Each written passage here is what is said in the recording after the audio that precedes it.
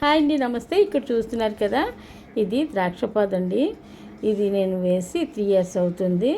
వేసవికాలం కొంచెం ఎండిపోయినట్టున్నా మళ్ళీ వర్షాలు పడితే చిగురు వచ్చేస్తాయి. ఇక్కడ చూసారు కదా, ద్రాక్ష పళ్ళ పువ్వులు అన్నమాట.